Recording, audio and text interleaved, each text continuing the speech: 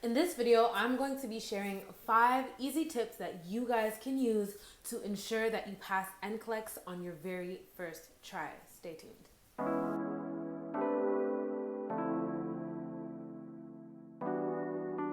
What's up, you guys, and welcome back to my channel. For those of you who are already part of the family, for those of you who are new, welcome. My name is Kiara Selena. I am a licensed practical nurse, and this is my channel, Nursing with Key, where I mainly make nursing related videos, but I also do a bit of beauty and hair. So if you are into those things, feel free to join the family by subscribing, and don't forget to turn on your notification bell as well. So as mentioned in the beginning of the video, I'm going to be sharing some tips that you guys can use to ensure that you pass your NCLEX exam on the very first try. And these tips should work for the NCLEX RN or the NCLEX PN. Personally, I have never written the NCLEX RN exam, but I'm sure there are some similarities. So if you are an RN student, you might still want to listen to this video. There might be some tips in here that will still be useful to you.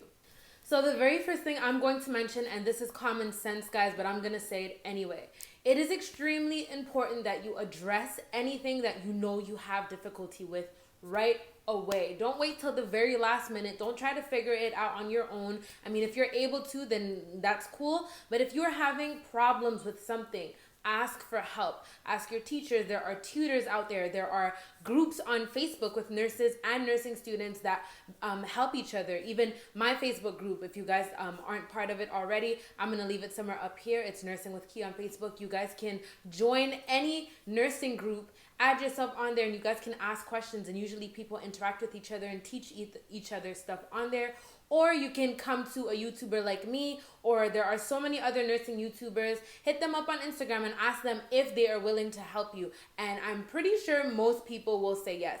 I know for me personally, if there's anything I can help you guys with, I will try my best to help you guys. So whatever it is that you have problems with, whatever it is that you don't understand, make sure you address it. Make sure that it is clarified and that you understand it 100% before going to NCLEX.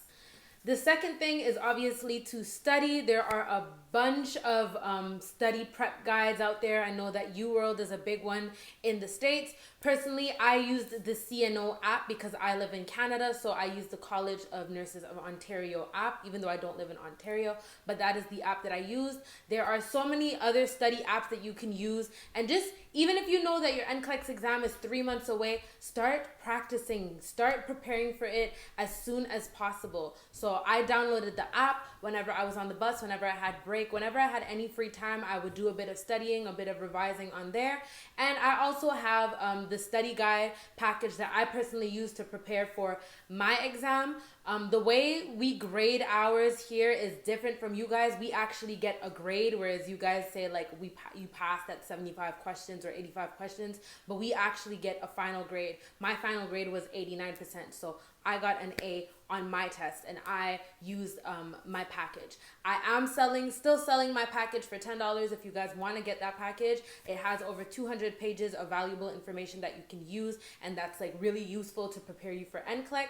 You guys can send me your email, or you guys can message me on Instagram and send me the money on PayPal, and I will email the document to you guys right away. So make sure you're studying using all your NCLEX prep guides, and you don't have to wait till 1 week or 1 week before you write NCLEX or until you graduate to start practicing or preparing for NCLEX. You really should be preparing for NCLEX towards at least the last 3 months of nursing school. You really should be going in and, like I said, focusing and trying to figure out the things that you understand a little less than other stuff and clarify those things. The next thing I will say, guys, is please, please, please make sure that you know your scope of practice. It is so important for you to know your scope of practice. As we all know, there are a lot of similarities between the scope of practice of an RN and an LPN, but LPNs have a lot more limitations, or not a lot more, but LPNs have more limitations in certain things, certain tasks or skills that we can do than RNs, and it is really important that you know what those limits are, because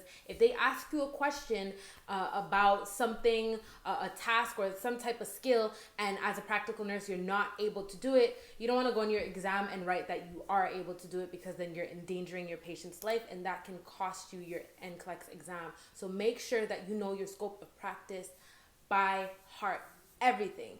everything. All right, guys, the next thing I'm going to say is be careful of trick questions. Now, throughout nursing school, I heard teachers and students who wrote the NCLEX talking about how tricky the questions can be. And yes, the questions can be tricky, but honestly, it all comes down to reading your question properly and making sure that you understand what the question is actually asking you. Always make sure. So when you read your case scenario, go down and look and see what exactly is it that they're asking me for and highlight that. It is really, really important. A lot of times we read things very quickly, especially if you go to NCLEX, you have a limited time to write it, right? So you're trying to read through the questions very quickly, and sometimes you can assume that you know where the question is going, whereas no, you got it all wrong. So make sure that you understand what the question is asking you, because I'm going to give you guys an example of a question that I got a lot on NCLEX, where the question could be tricky if you don't pay attention, right? So let's say you have a patient. The patient is 89 years old. She lives at this long-term care facility that you work at, and you found out that she has a UTI, right? She's oriented ×3. The doctor tells you to take her vital signs. Her BP is 120/80. Her pulse is 60. Her respiration is 20. Her O2 is 96% on room air, and her temperature is 34.4 Celsius. Now, I know you guys don't use Celsius, you guys use Fahrenheit, but 34.4 is hypothermia. It is beneath the norm when you're using Celsius, right? You take her to the bathroom because she's unable to go by herself, and she urinates, and she has foul-smelling urine. She has no complaints of pain, blah, blah, blah, blah, blah. Then the question will say, what are the signs and symptoms of a UTI? And they will usually put multiple options that are good answers. So they'll write confusion, because confusion can be a sign of a UTI. They'll put confusion, they'll put foul-smelling urine, they'll put hyperthermia, and then they'll put hypothermia, right? Because in the case scenario, the patient did have hypothermia. Now, what they want to know is, when you're looking at your case scenario, are you able to figure out what symptom the patient presents that is a symptom of a UTI? So a lot of times the people will look at the question or look at the options, and they'll be like, well, all of these are symptoms or signs of a UTI, and then people get confused because they don't really know which one to choose, right? They're looking for the best one, whereas the answer is already in the case scenario. I said to you guys that the patient had foul-smelling urine. So although confusion and hyperthermia or fever can be signs and symptoms of a UTI, the symptom that the patient presented is foul-smelling urine. So that is the one you have to pick, okay? So make sure you are reading your questions properly. Don't burst your brain trying to figure out which one is the best one. Sometimes, yes, there are some questions like that that are a little bit messed up, but for the most part, the answer is already in the case scenario. So look at the case scenario, see what is the patient's diagnosis, and once you know what the patient's diagnosis is, highlight the symptoms and circle the ones, mine was written on a computer, but I had the option to circle or highlight. So I highlighted all the signs and symptoms that the patient presented, and I circled all the ones that were relevant to whatever diagnosis the patient had. And usually it's one symptom that's related to the disorder, and that answer or that symptom is one of the options, and that is the one you have to pick, okay? I hope I explained that well. All right, next one, guys. Do not waste 10 minutes trying to figure out or trying to find the answer to a question that you don't understand.